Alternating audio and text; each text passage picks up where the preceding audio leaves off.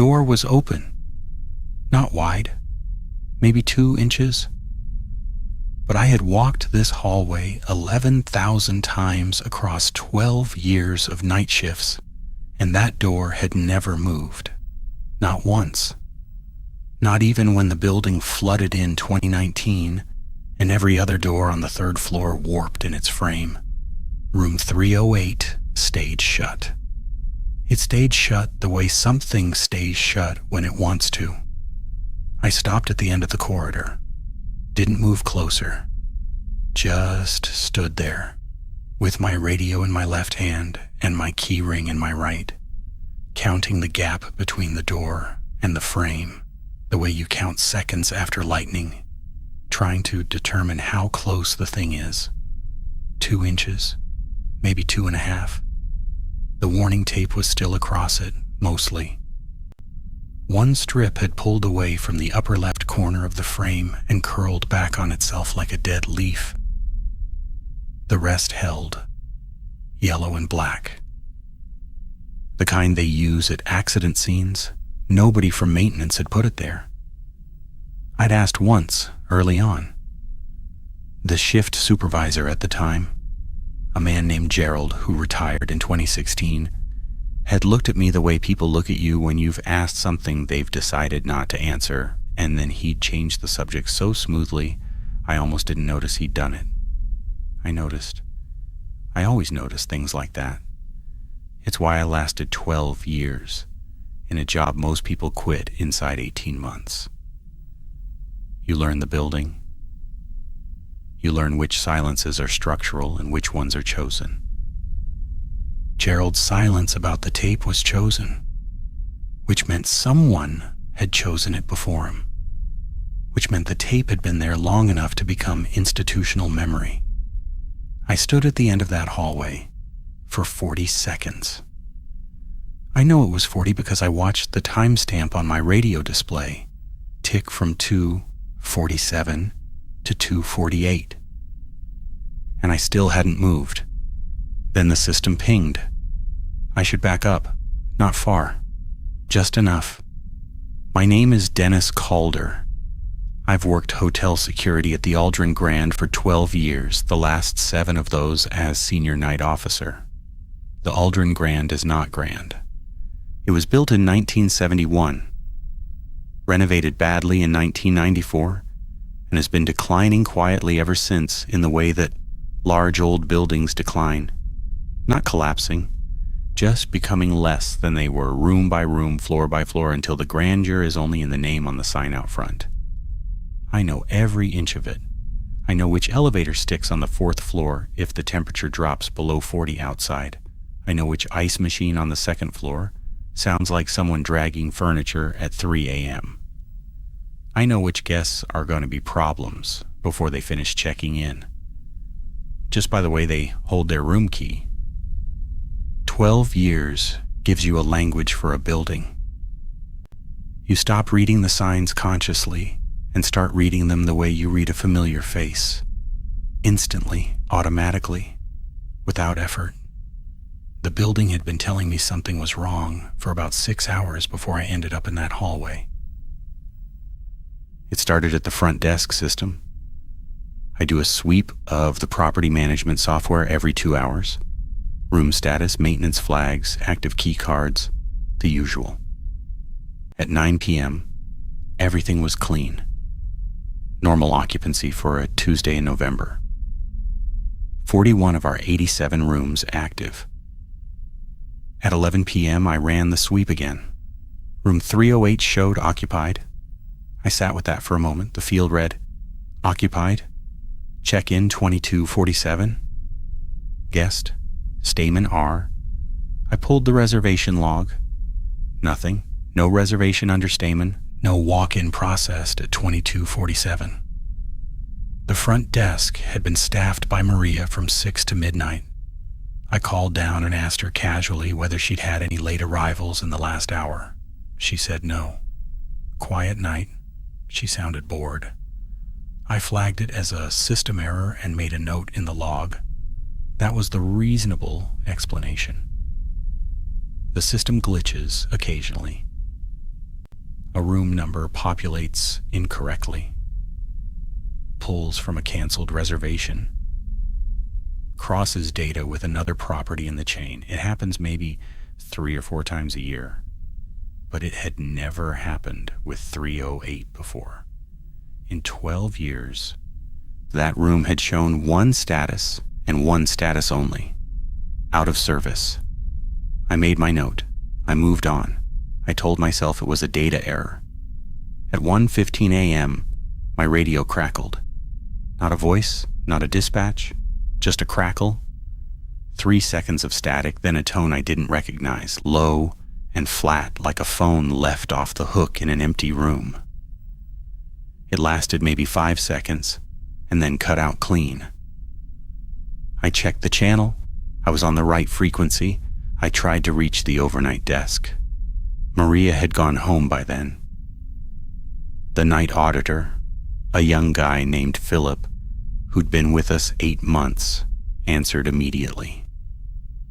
He hadn't transmitted anything. He hadn't heard anything unusual. I logged it as interference and kept moving. At 2:30, I pulled up the camera feeds. The Aldrin Grand has 22 cameras. I checked them on rotation throughout the night. 3rd floor corridor, east wing. That's camera 14. It covers the stretch of hallway from the elevator to the fire door at the end, which means it covers the doors of rooms 301 through 309. Camera 14 was showing static. Not black, not offline. Static, the kind you used to get on analog televisions. That gray-white grain that means signal without image. The camera itself was functioning. The system registered it as active, but the feed was garbage. I switched to camera 13, which covers the west end of the 3rd floor, clean. Camera 15, 4th floor east, clean. I cycled back to 14, still static. I should have called it in. Written it up, flagged it for the morning maintenance crew, moved on. That is what procedure dictates. That is what 12 years of doing this job correctly looked like. Instead, I went up to the 3rd floor. I want to be honest about why.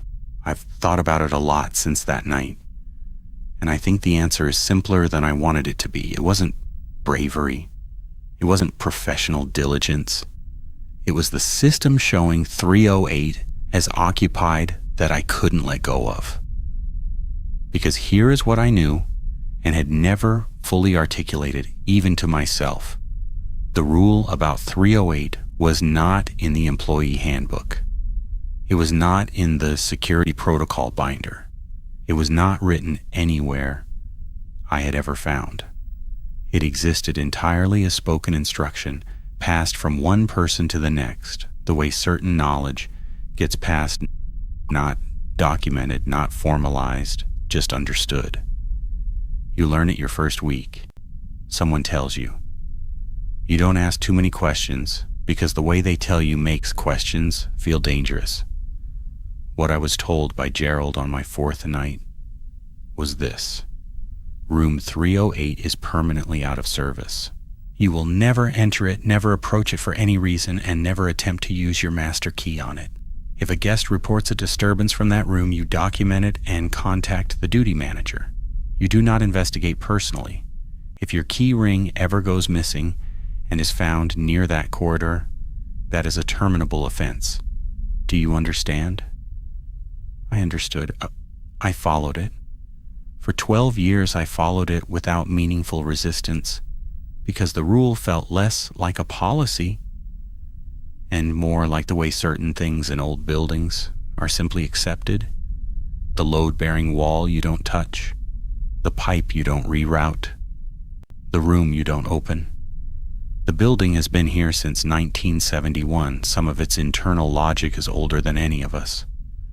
But the system said 308 was occupied, and the camera covering that hallway was showing static, and something had transmitted on my radio frequency at 1:15 in the morning, and it had not been Philip, and it had not been Maria, and it had not been me. I stepped out of the elevator on the 3rd floor at 2:46 a.m. and walked east.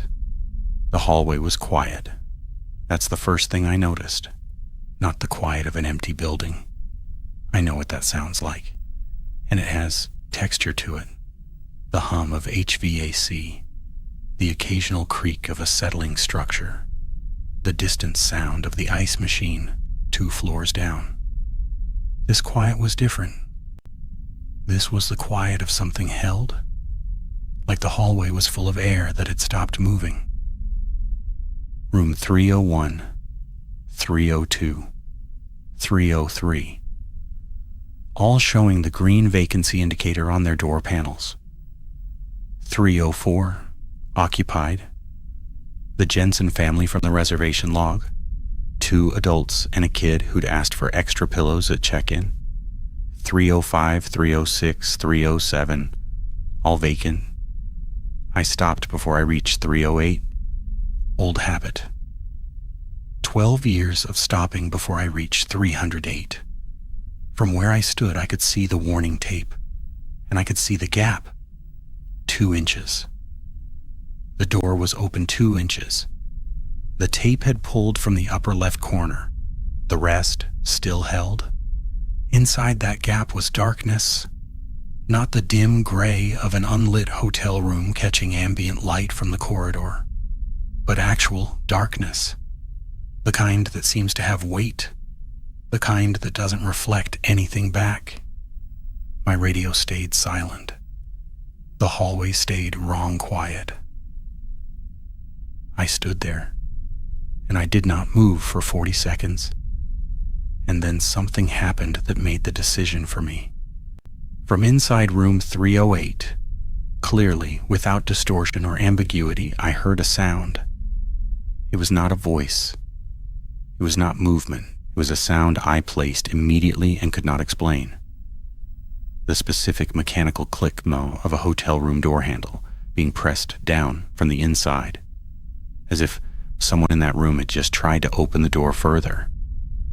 As if something in that room had heard me stop in the hallway and had reached for the handle and then, for reasons I could not identify, had stopped. The door did not move. The gap stayed at 2 inches. But the handle click had been real, and I was standing 30 feet away with a master key on a ring in my right hand and 12 years of a rule I had never broken, pressed against something I could not explain away. I looked at the gap in the door. The darkness inside it did not change, but I had the distinct, sourceless, entirely irrational conviction that whatever was on the other side of that door was looking back. The timestamp on my radio read 2:48. I had not moved. I was still holding my keys. I took 1 step toward the door. Just one, then I stopped myself, and the stopping felt physical, like walking into a wall I couldn't see. 12 years of conditioned restraint, firing all at once. My body knew the rule even when my mind was negotiating with it. I took a breath. Then I did what procedure actually required me to do in a situation I couldn't explain. I documented it. I pulled out my incident log, clicked my pen, and wrote the time, my location, and a single clinical sentence. Camera 14 offline. Room 308 door, observed ajar approximately 2 inches. Handle movement detected from interior. No visible occupant, investigating per duty protocol. That last part was a lie. There was no duty protocol for 308. The protocol for 308 was a single word: don't. But I'd written it down now, which meant I'd committed to something, even if only on paper. And I've always been the kind of person who does what he writes down. It's a flaw, maybe, or it was until that night. I keyed my radio. Philip? The response came back fast. Yeah, go ahead, Dennis. Camera 14 is showing static. I'm on 3 East. I'm going to check the housing on the camera unit manually. Might be a loose connection, just logging it. Copy that. You need me to pull the feed from here? No, stay at the desk. I didn't want him pulling the feed. I didn't want anyone watching camera 14 right now, on the off chance that the static cleared and whatever was behind that 2-inch gap became visible to someone sitting at the front desk at 2:48 in the morning. Some things you want to see yourself first. Some things you want to be the one who decides what happens next. That instinct would cost me later. I know that now. But at the time it felt like professionalism. I moved to the camera housing first. That part was true. I did check it. The unit is mounted high on the east wall, angled to cover the corridor. I reached it via the small step stool I keep on the 3rd floor utility cart, unlatched the housing, checked the cable connection at the back of the unit. It was seated correctly, tight, no corrosion, no visible damage. I reseated it anyway, pressed until I felt the click, and climbed down. Pulled out my radio. Philip, anything change on 14? Pause. Negative, still static? So it wasn't the cable, which meant it was either the camera sensor itself or something interfering with the signal between the unit and the recording system. Cameras can be disrupted by certain frequencies. It doesn't happen often, but it happens. Strong enough wireless interference, a malfunctioning electrical source nearby, certain kinds of industrial equipment. I'd seen it once before years ago when a contractor left a signal jammer running by accident in the parking structure. But there was no contractor on site tonight. No equipment, no obvious source. The camera was working and not transmitting, and the door to 308 was open 2 inches, and I had heard the handle move. I climbed down from the utility cart and turned to face the corridor. The door was still at 2 inches. The darkness inside was still absolute. I walked toward it. Not all the way. I want to be precise about this because the distance matters. I stopped at what I estimated was 12 feet from the door. Close enough to see the warning tape in detail, close enough to confirm the gap, not close enough to touch it. That distance felt negotiated, like I'd found the boundary my body would accept and my mind would still permit. The warning tape up close was older than I'd registered from a distance. The adhesive had dried and re-dried multiple times, leaving a faint tide line pattern on the door frame where it had been replaced over the years. Someone had maintained that tape regularly, not once or twice. This was years of deliberate replacement, someone making a recurring quiet decision to keep the visual barrier in place, even as the building changed around it.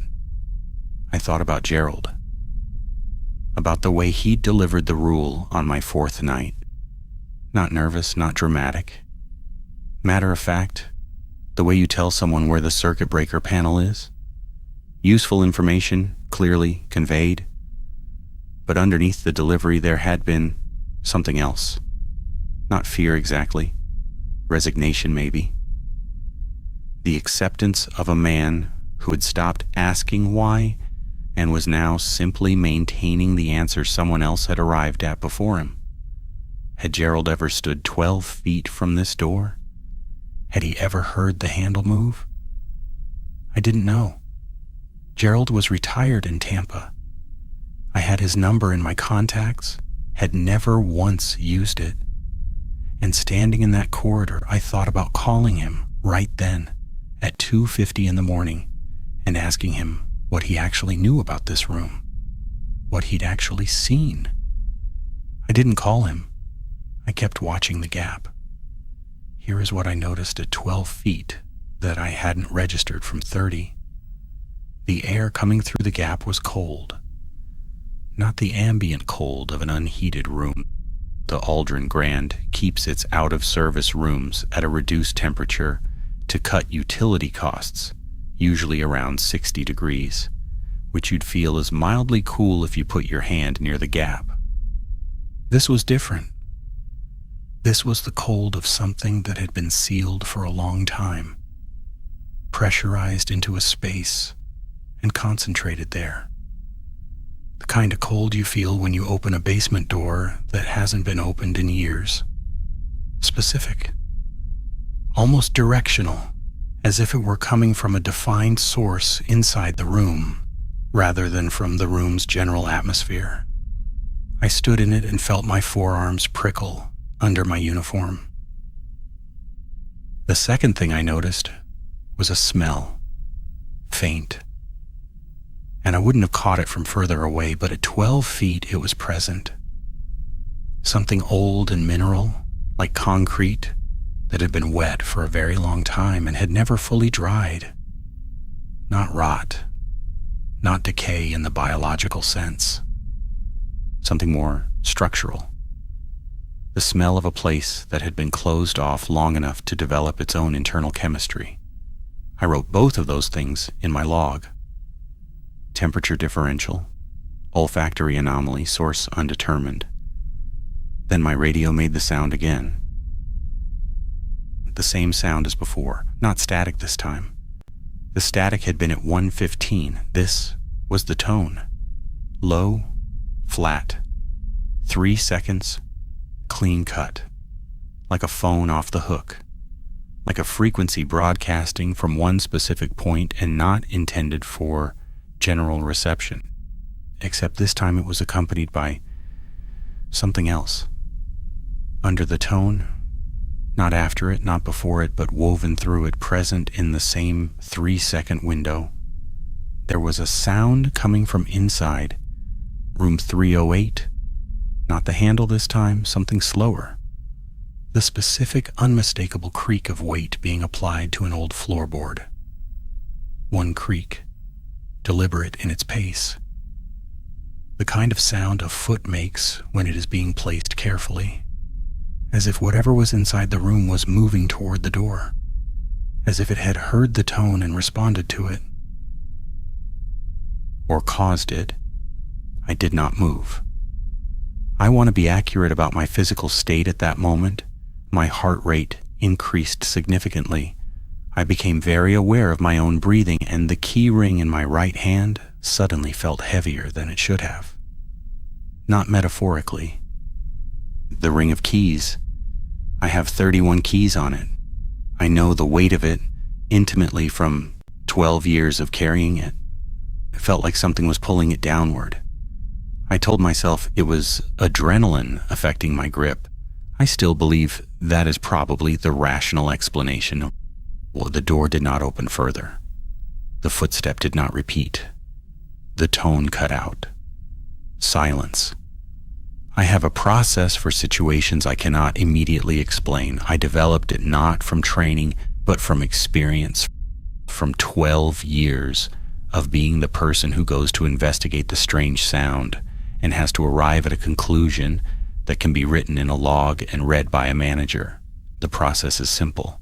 Remove each impossible explanation methodically until you are left with the most boring one that still fits the evidence, and document that. It keeps you functional. It keeps the paperwork clean. I ran the process standing in that hallway. The door being open, possible causes, building settlement shifting the latch, a maintenance crew member who'd entered and left and failed to close it fully, a hinge issue. All of those were possible. None of them explained why it was 308 specifically, and none of them explained why it had never happened before, but as isolated mechanical explanations, they were not impossible. The system showing 308 as occupied, data error, software ghost from a canceled reservation, crossed signal from another property, unlikely given the specificity of the guest name, but technically possible. The radio tone, electromagnetic interference from an unknown source, equipment malfunction, Signal bleed from an external frequency. Plausible. The footstep. Building settlement, thermal expansion of the floorboards, rodent activity inside the wall cavity between this room and 307. The cold and the smell. Unventilated sealed space. Simple physics.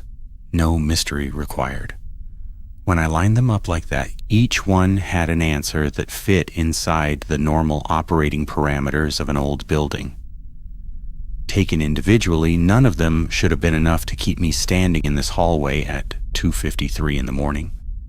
12 feet from a door I had been told my entire career not to approach. The problem was that they weren't individual. They were sequential, escalating, and they had all happened on the same night. The first night in 12 years that the system had logged this room as occupied. That was not building settlement. That was not data error. Something had changed tonight. Something in 308 had changed, and the building was registering it across multiple systems simultaneously. The way a body registers a change in temperature. Not in one place, but everywhere at once. I stood in that hallway and finished running my process and arrived at a conclusion I could not write in the log. Something in that room was active in a way it had not been before. I walked back to the elevator. Not running. Measured pace, the way you move when you need to not communicate panic to yourself. I hit the button, stepped in, rode down to the lobby. Philip was at the desk. 26 years old, still in the phase of the job where everything is procedural and nothing has gotten under his skin yet. He looked up when I came in. "Camera still down," he said. "I know, I'm going to pull the maintenance request. Morning crew can look at the unit." He nodded, went back to his screen. I sat down at my station and opened the property management system. Room 308, still showing occupied. Guest. Stamen R. Check-in? 2247. I ran a search on the name. Stamen. Nothing in the current reservation system. Nothing in the archived records going back to 2019, which is as far as the current software holds. I pulled up the legacy system on the secondary terminal. The old database that holds records from 2009 through 2018, slow and ugly and barely maintained. Ran the same search. One result. Stamen R. Room 308. Check-in. March 4th, 2011. Checkout blank. No checkout date. The reservation had opened and never closed. In the old system, an open reservation like that usually meant a clerical error. A guest who checked out physically but whose record was never formally closed by the desk staff. It happens. But when I looked at the notes field attached to that reservation, there was a single line of text, typed in the old system's font, clearly entered by a staff member at the time. It read, "Do not contact. Do not reassign. Do not close. GM. General Manager."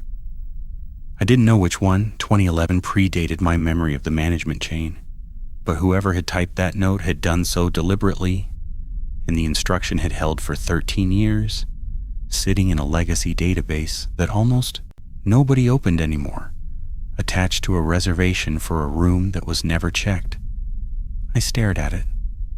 Stamen R. had checked into room 308 in March of 2011 and had never checked out. And tonight the system was showing that reservation as active. As if something had reached back into 13 years of archived data and reopened it. Or as if it had never actually closed. As if what was in that room had been there the whole time, patient and counted, and the system had simply decided tonight to say so. I wrote the reservation number in my log. I closed the legacy system. I looked at Philip, who was scrolling through something on his phone with the comfortable ease of a man whose night had been uneventful. I thought about telling him. I thought about it for approximately 4 seconds, and then I decided against it. And the reason I decided against it was not professional. The reason was that I had been standing 12 feet from that door, and I had heard a footstep, and I was not entirely certain that what I had heard had been moving toward the door. It might have been moving away from it, as if it had already come out, as if whatever had been in room 308 for 13 years had chosen tonight to stop waiting. And the 2-inch gap in the door was not an invitation. It was an exit. I sat very still at my station for a long time after that. The lobby was quiet. Philip was on his phone. The building hummed around us with its normal nighttime sounds. The elevator, the HVAC, the ice machine 2 floors up. And then I heard footsteps in the 3rd floor corridor, clear and deliberate through the ceiling above me.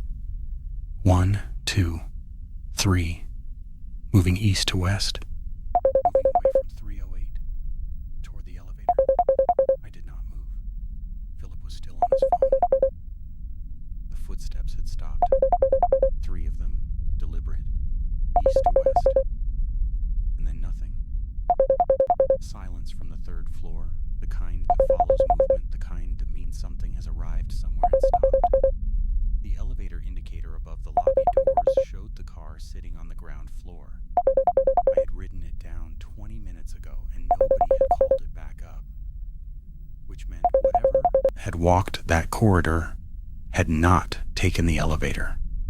I watched the indicator. It did not change. The stairwell door on the 3rd floor. I know the sound it makes when it opens. A specific hydraulic exhale, followed by a low metallic contact as the frame seats. I had not heard it. The building had been silent after the 3rd footstep. Whatever had been walking that corridor had stopped and had not descended by any route I could identify. I became very aware of the lobby ceiling, of the 12 inches of concrete and conduit between me and the 3rd floor hallway, of the fact that the distance between where I was sitting and where those footsteps had stopped was not very large. Philip. He looked up. Yeah. I need you to do a physical walkthrough of floors 2 and 4. Standard sweep. Log every occupied room indicator and report back to me. He frowned slightly. Not suspicious, just mildly inconvenienced. Something wrong? Camera 14 is still down, and I want visual confirmation on the occupied rooms while the feed is offline. Procedure. That was plausible enough. He put his phone away and stood, and I watched him badge through the door to the stairwell without hesitation, because he was 8 months into this job, and the building had not yet taught him what to be hesitant about. I waited until the stairwell door closed behind him. Then I pulled up every active camera feed on my monitor simultaneously and looked at them all at once.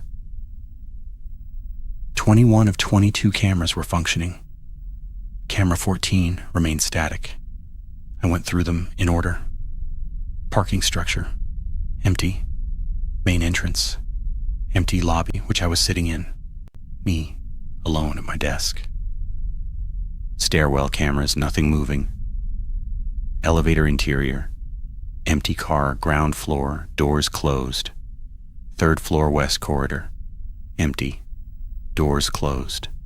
Green vacancy indicators on every room from 301 to 307. I looked at the east corridor camera, 14, and saw only static, which told me nothing about what was on the other side of it. I moved to the feeds, covering the floors above and below. 2nd floor east corridor, empty. 4th floor east corridor, empty. Nothing moving anywhere in the building except Philip, who appeared on the second floor camera a moment later, moving methodically down the corridor, checking each door indicator and writing in his log. Nothing unusual on any feed, which meant either what I'd heard wasn't real, or it was real, and it was in the one section of the building I couldn't see. I pulled up the audio log for the lobby. We have a standalone audio monitoring unit separate from the camera system that records ambient sound on the ground floor as a backup for the visual feed. I rewound it 90 seconds and listened through the desk speaker at low volume. Lobby ambient, HVAC hum, Philip's phone, the faint sound of my own typing. Then, faint but present, recorded clean through the ceiling. 3 footsteps, even spaced. East to west direction, 3rd floor. The system had heard them too. I sat back in my chair. They were real. They were documented. They were now in a recording I hadn't manufactured, which meant the question was no longer whether I'd heard something. The question was what I was going to do with that. I pulled the employee records next. I didn't plan to. My hands moved to the keyboard, and I was already typing before I'd consciously decided to. I searched for the guard Gerald had mentioned once, obliquely, in a conversation that had lasted less than 2 minutes. He'd mentioned it the same night he'd given me the rule, an offhand addition at the end, the kind of thing you append to an instruction when you want it to carry more weight than it would on its own. He'd said, "A man who worked here before you had a bad night on that floor. He didn't follow protocol. He was gone by morning. I'm not going to tell you more than that because I don't know more than that. What I know is that the rule worked fine until he decided it didn't apply to him. I had never known the man's name. Gerald hadn't offered it, and I hadn't asked, because the way Gerald said it closed the door on follow-up questions. But I had access to employee records going back to the hotel's opening under its current ownership in 2003. I ran a search on security staff, night shift, 3rd floor incident, and came up empty because, of course, there was no incident report. If there had been an incident report, it would have been findable years ago. Instead, I searched by employment end dates, specifically for night security staff who had left without a forwarding address or formal resignation on file. 3 results between 2003 and 2012. 2 of them I recognized. One had moved out of state for family reasons, documented in a brief HR note. The other had been let go for attendance issues, also documented. The third had no documentation at all. No resignation. No termination letter. No exit interview. No forwarding information. The file simply ended. His last recorded shift was March 5th, 2011. The day after Stamen, R had checked into room 308. His name was Paul Eckhart. He had worked night security for 4 years. His employee photo showed a heavy-set man in his early 40s with a patient, unremarkable face, the kind of face that belongs to someone who is good at a quiet job and expects to keep doing it. I stared at his photo for a long time, then I printed it, folded it, and put it in my shirt pocket without knowing why. It felt important to have it on me, rather than only on the screen. I don't know how to explain that more clearly. It just felt like something I should be carrying. Philip came back at 3:22. 2nd floor clean, he said. 4th floor clean. He handed me his log, which I didn't read. I thanked him, told him to take his break, and he went to the back room without another word. The moment the door closed behind him, I picked up my phone and called Gerald. It rang 5 times. I was calculating whether to leave a voicemail when he picked up. "Hello?" His voice was the voice of a man pulled from sleep, rough-edged and cautious, the way people answer numbers they don't recognize at 3 a.m. "Gerald, it's Dennis Calder from the Aldrin. I'm sorry to call at this hour." Silence then. "Dennis?" Something shifted in his voice. The caution didn't leave. It deepened. "What happened?" Not a question, a statement.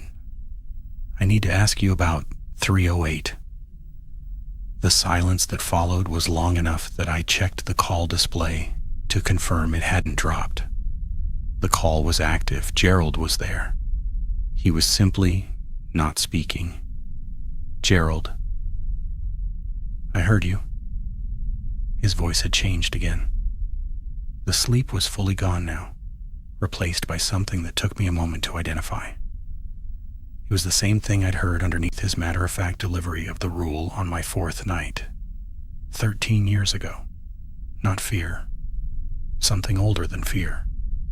The settled, heavy affect of someone who decided a long time ago what they were going to do with something they knew and has lived with that decision ever since.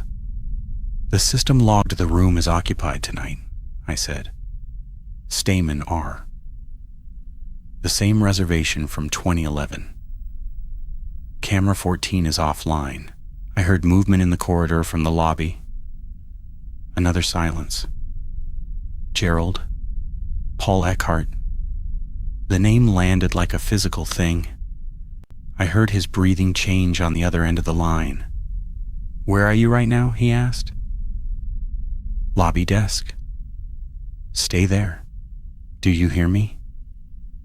You stay at that desk until your shift ends, and you walk out the front door and you don't go back to that floor tonight. You write in your log that camera 14 experienced a technical fault and nothing else." "Gerald, the reservation," or deleted. Go into the legacy system and delete the record. Mark it as a data error. "I can't delete an archived." "Dennis." His voice dropped. Not softer. More contained. The way you contain something that would be louder if you let it. "I know what the reservation says. I know what it's been saying since March 2011. I know because I'm the one who typed the note in the record. I'm the one who told the general manager at the time to leave it alone, and I'm the one who put the tape on that door because Paul Eckhart took it off, and I needed to make sure no one did it again." I was very still.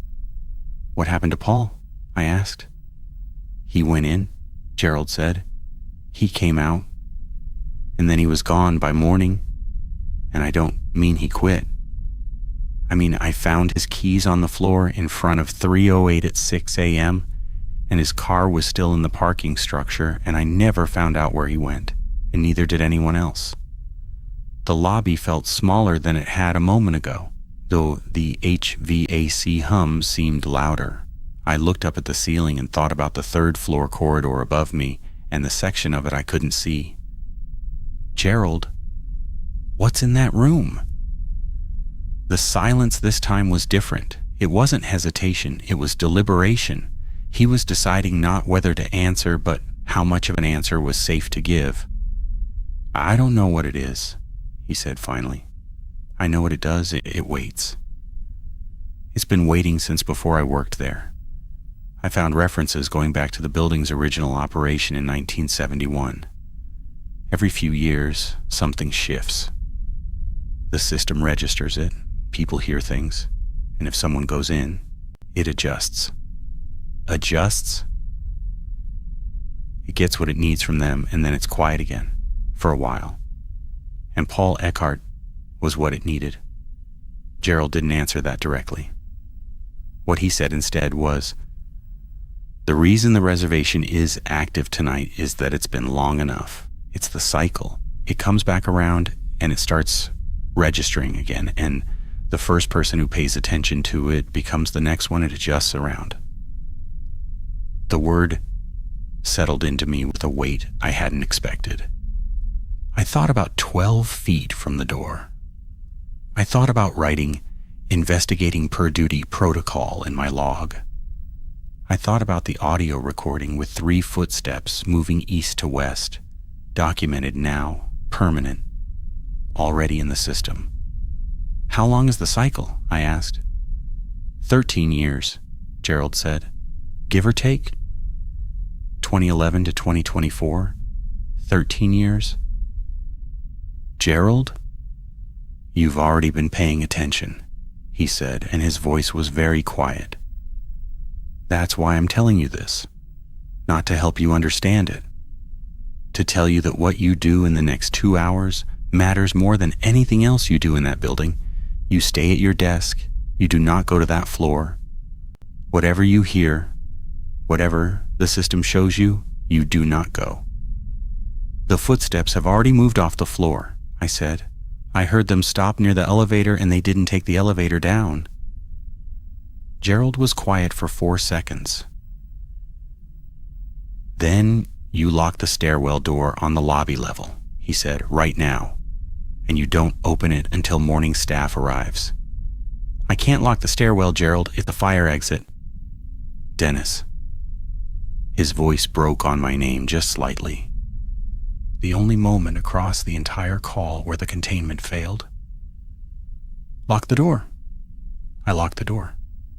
I used my master key to engage the manual override on the lobby stairwell access, a function that exists for genuine emergencies that requires a key and a written justification in the log, and that I had never used in 12 years.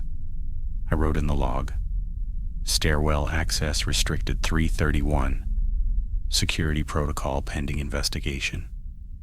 Then I sat back down at my desk. The lobby was quiet. The cameras showed nothing moving. The elevator indicator showed the car still sitting on the ground floor, doors closed, not called.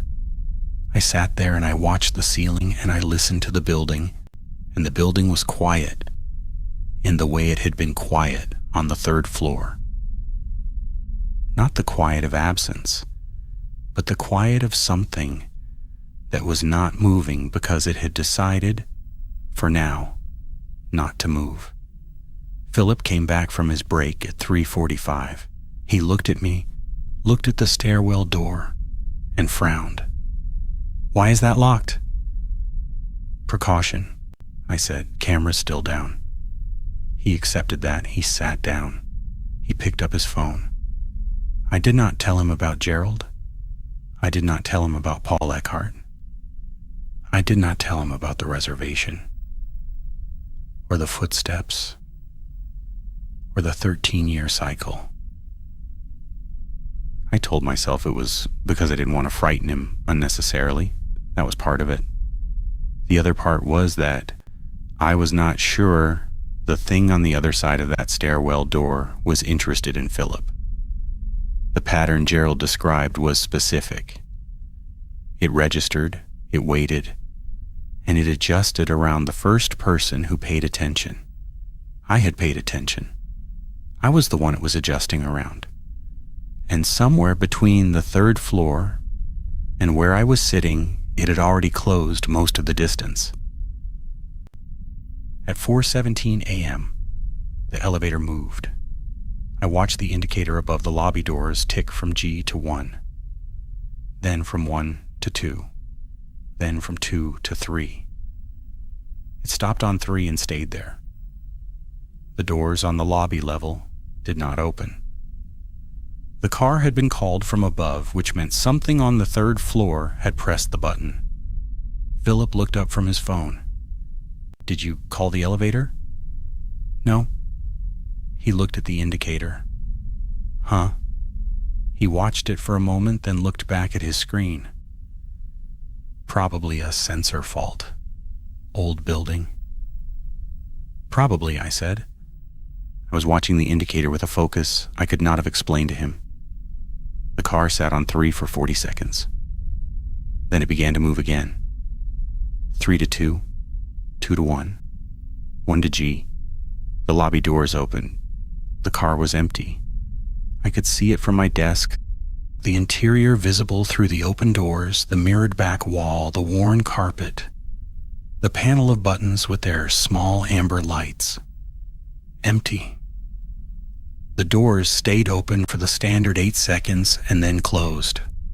Philip hadn't looked up. I looked at the stairwell door, still locked. The manual override key was on my ring, which was on the desk in front of me, which meant nothing had come through the stairwell, which meant the elevator had been called, ridden down, and arrived in the lobby empty. Or it had not been empty in transit and had become empty before the doors opened. I did not write that in the log. I called Gerald back at 4:23. He answered on the first ring, which told me he hadn't gone back to sleep, which told me more than anything he'd said in the first call. "The elevator just came down from 3 by itself," I said. "Empty when it arrived." I heard him exhale. "Are all your doors locked?" "Stairwell is locked.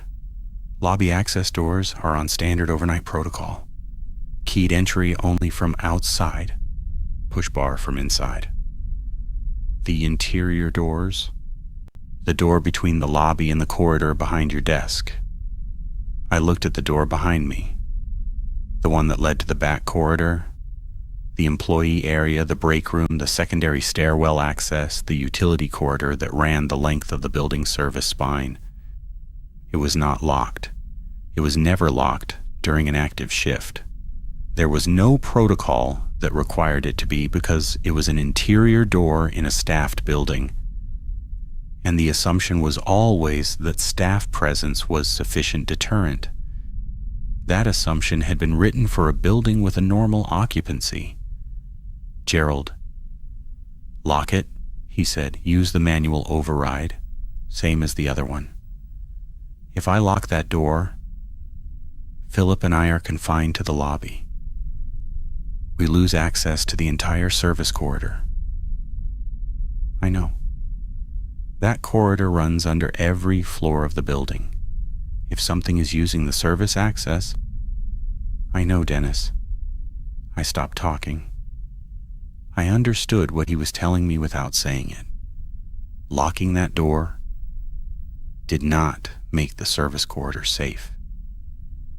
It made the lobby a defined perimeter, a known space, a room with one entrance on the street side and one elevator and one locked stairwell door. And whatever was in the building would have to make itself visible to cross into it. Visibility was something it had been avoiding.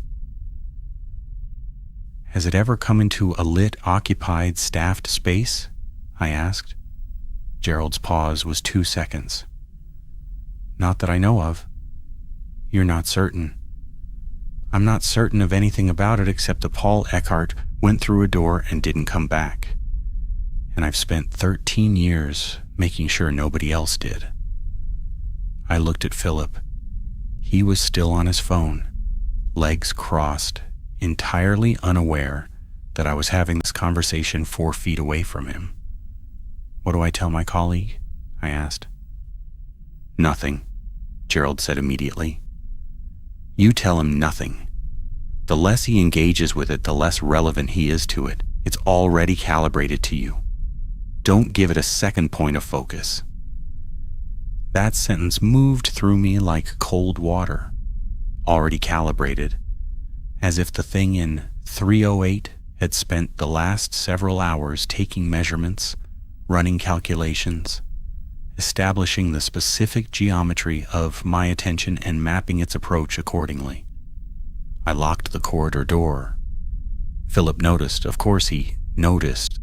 The override lock on that door makes an audible clunk when it engages, and I was standing 3 feet from him when I did it.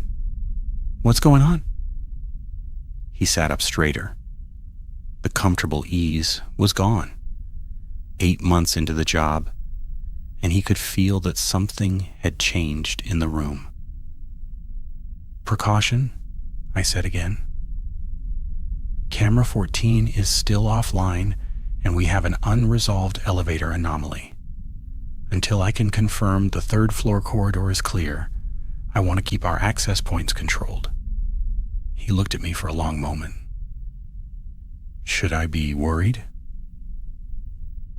I thought about what Gerald had said.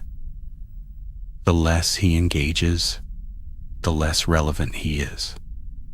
No, I said, this is standard protocol for an unresolved technical situation. I need you to stay at the desk, stay off the radio unless I ask you to transmit, and don't open either of those doors until I say.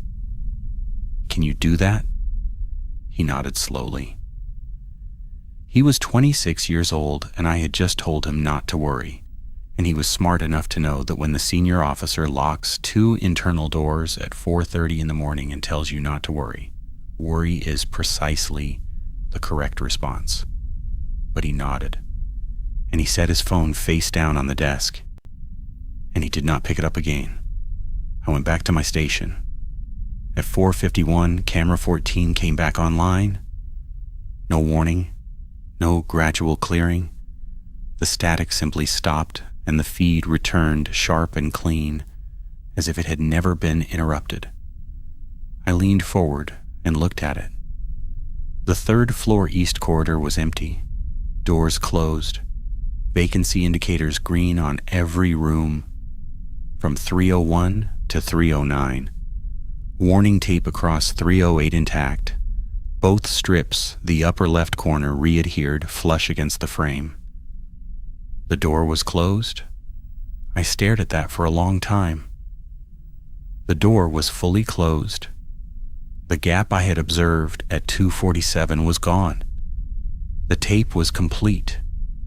From the camera angle, it looked exactly as it had looked on every other night of the last 12 years.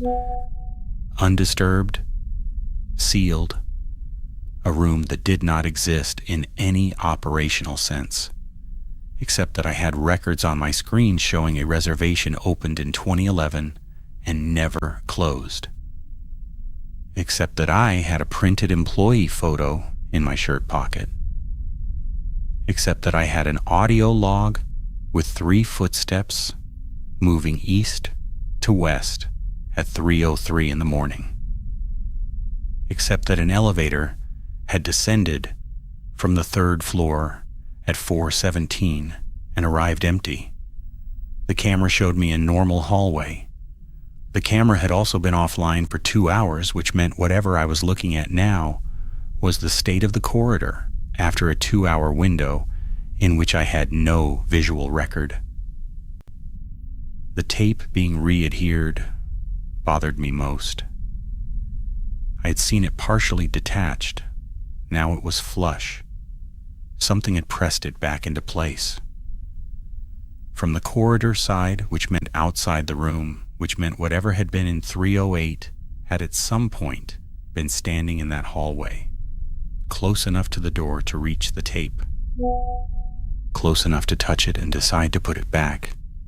I did not find that reassuring. I called Gerald a 3rd time at 5:04. He answered the same way.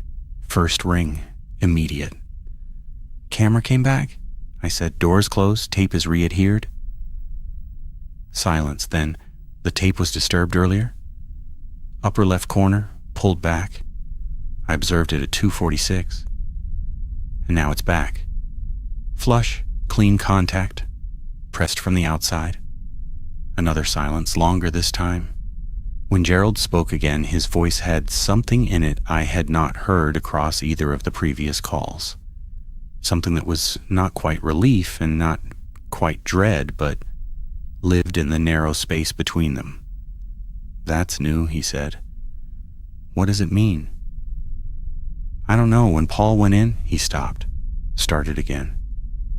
When Paul went in, it didn't close the door behind him. The door stayed open. I found it open in the morning. I closed it myself and I put the tape up. That was the first time the tape went up. A pause. It's never put the tape back before. I let that sit between us on the line. Gerald, what changed this time? I don't know. You said the cycle. You said 13 years, and then it starts registering again and adjusts around the first person who pays attention. That's what I know. Then tell me what's different about this cycle, because the door is closed and the tape is back, and nothing came through either of my locked access points, and it feels like it's finished something, and I need to know what it finished. Gerald was quiet for a very long time. When he finally spoke, what he said was not an answer to my question. It was something else, something that arrived in my ear and took a moment to fully land. "Dennis, what are you wearing tonight?" I looked down at myself. Uniform shirt, dark navy silver name badge on the left breast. The standard issue I had worn every night shift for 12 years. "Uniform," I said. "Why?" "Your badge. What does your badge say?" "Calder D. Senior Night Officer." "And your key ring? How many keys?" 31, same as always. I looked at the ring on the desk in front of me, counted out of habit. 31 keys. The master key at the front of the ring where I always kept it, the silver one, slightly worn at the bow from years of handling. I stopped counting. The master key was not slightly worn. It was clean, bright. The bow was unmarked, the blade sharp-edged, the surface without the micro-scratching that accumulates on a key used daily across 12 years of locks. It looked like it had come off a key cutter recently. My master key looked new. "Gerald," I said. "What?" "My master key, it looks new." My voice came out flat, which is what happens when your body decides that the full weight of a thing should not enter your voice before you finish processing it. "It's not mine. It's the same cut, the same type, but it's not the one I've been carrying. Someone replaced it. Or something learned what it needed to learn from it," Gerald said quietly, "and put something back that was no longer useful to keep." The lobby was very quiet. "My key was used on 308, I said. "Something used my master key to open 308 tonight and then replaced it with a copy." "I think so," Gerald said. "And then it closed the door and re-adhered the tape." I paused. "It put everything back. Why would it put everything back?" Gerald said, "Because it's not finished with the room." At 5:58 a.m., the morning manager arrived. Her name is Carol. She has worked at the Aldrin Grand for 9 years, and she is practical and efficient, and she walked in through the front entrance with her coat still buttoned and her bag over her shoulder, and she looked at my face and stopped. "What happened?" she said. "Technical issues overnight," I said. "Camera 14 went offline. Back up now. Elevator anomaly on the 3rd floor logged and flagged. I've got a couple of access doors on manual override that need to be reset." She was looking at me the way Gerald had sounded on the phone, like someone reading a situation through the gaps in what's being said. "Anything else?" I looked at her. I thought about the reservation in the legacy system. I thought about Paul Eckhart's file with no exit documentation. I thought about a key on my ring that was not the key I had carried for 12 years. I thought about Gerald's voice on the phone saying, "It's not finished with the room." "No," I said. "Quiet night."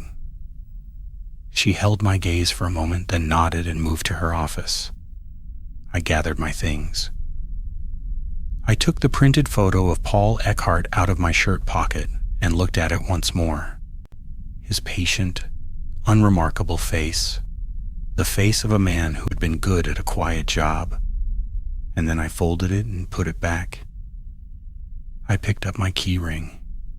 31 keys.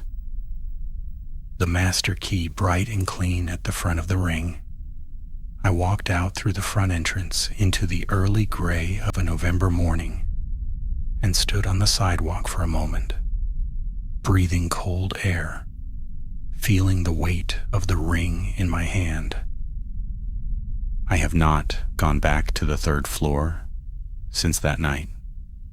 I have not looked up what a master key to the Aldrin Grand would open if it were carried by something that was no longer using room 308 as a fixed point. I have not let myself think too carefully about the fact that the tape was re-adhered from the outside, which means whatever pressed it back into place had already left the room before it did so. I carry the new key every night. I do my rounds. I do not go to the third floor. But 2 weeks after that shift, I noticed something in the property management system that I have not reported and do not intend to. Room 308 is showing occupied again. The guest name is different this time. It is mine.